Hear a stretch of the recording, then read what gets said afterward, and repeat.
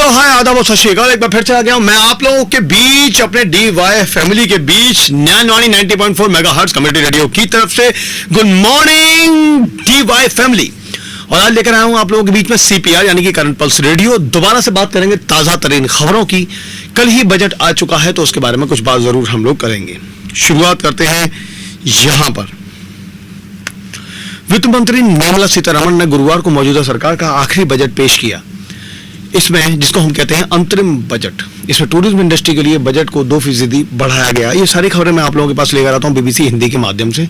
हम उनका धन्यवाद करते हैं और शुक्रिया अदा करते हैं।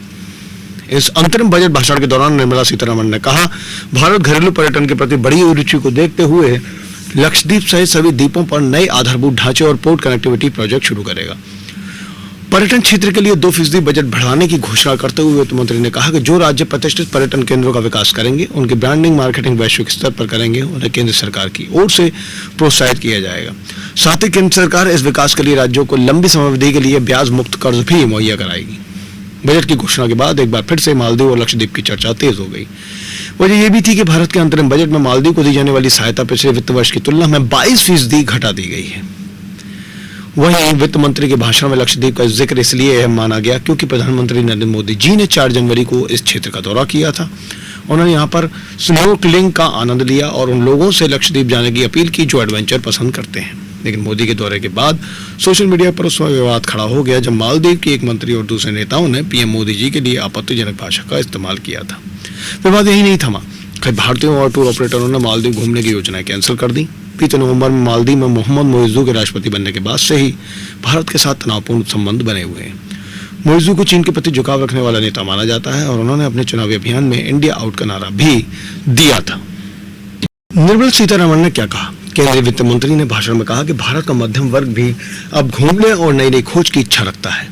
धार्मिक सहित हर तरह के पर्यटन में लोकल एंटरप्रेन्योरशिप के लिए प्रबल संभावनाएं हैं। अपने महत्वपूर्ण पर्यटन केंद्रों के व्यापक विकास, उनकी वैश्विक स्तरीय ब्रांडिंग और मार्केटिंग करने के लिए राज्यों को प्रोत्साहित किया जाएगा। इन पर्यटन केंद्र में मौजूद सुविधाओं की गुणवत्ता के आधार पर इन्हें रेटिंग देने के लिए एक फ्रेमवर्क तैयार किया जाएगा। उन्होंने कहा कि इस तरह की विकास परियोजनाओं को फाइनेंस करने के लिए राज्यों को केंद्र सरकार की ओर से लंबी अवधि के लिए ब्याज मुक्त कर्ज दिया जाएगा। घरेलू पर्यटन के प्रति बढ़ती रुचि के मद्देनजर बंदरगाहों की कनेक्टिविटी की परियोजनाएं, टूरिज्म इंफ्रास्ट्रक्चर और सुविधाएं अब लक्षद्वीप सहित हमारे सभी द्वीपों तक पहुंचेंगे। इससे रोजगार पैदा करने में भी मदद होगी। हिंदुस्तान टाइम्स की एक रिपोर्ट के अनुसार वित्त वर्ष 2024-2025 के लिए अनुमानित बजट 2449.62 करोड़ रुपए है। ये 2023-24 में 2400 करोड़ रुपए था, लेकिन 2023-24 का संशोधित अनुमान 1692.10 करोड़ रुपए हो गया।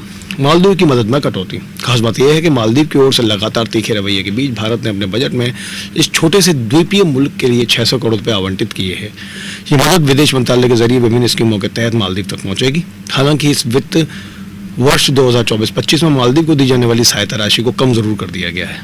अंतरिम बजट में इस साल 600 करोड़ रुपए आवंटित किए गए हैं, जो कि सरकार द्वारा किसी अन्य देश को दी जाने वाली तीसरी सबसे अधिक राशि है। हालांकि साल 2023-24 में यह राशि 770.90 करोड़ रुपए थी। वहीं वित्त वर्ष 2022-23 में यह सिर्फ 183.16 करोड़ रुपए थी। लक्षद्वीप का जिक्र क्यों अहम? बजट भाषण में लक्षद्वीप को जिक्र को आते ही बीते महीने पीएम मोदी जी के इस क्षेत्र के दौरे और उस वक्त मालदीव के नेताओं की आपत्तिजनक टिप्पणी से उपजे विवाद से जोड़ा जा रहा है। पीएम मोदी और भारत पर विवादित टिप्पणी करने वाले मंत्रियों को मालदीव सरकार ने निलंबित कर दिया। मालदीव के 3 डिप्टी मंत्रियों ने पीएम मोदी के बारे में अपमानजनक टिप्पणी की, जिसने विवाद को जन्म दिया और भारत में सोशल मीडिया पर इसका जमकर विरोध हुआ। कई लोगों ने इस पर जोर दिया कि मालदीव के विकल्प के तौर पर लक्षद्वीप बेहतर पर्यटन स्थल हो सकता है। अक्षय कुमार, सलमान खान, सचिन तेंदुलकर जैसे कई हस्तियों ने घूमने के दौरान भारतीय तटों और द्वीपों को तरजीह दिए जाने की बात की। सोशल मीडिया पर एक तबका ये कहने लगा कि अब छुट्टियों मनाने मालदीव नहीं लक्षद्वीप जाएं। इस विवाद के बाद लक्षद्वीप के लिए बुकिंग करने वालों की संख्या बढ़ी।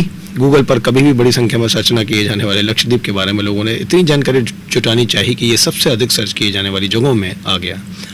भारत की सबसे बड़ी ऑनलाइन ट्रैवल कंपनी मेक माई ट्रिप ने कहा कि मोदी के दौरे के बाद उसके प्लेटफॉर्म पर लक्षद्वीप को सर्च करने वालों में 3400% बढ़ोतरी हुई।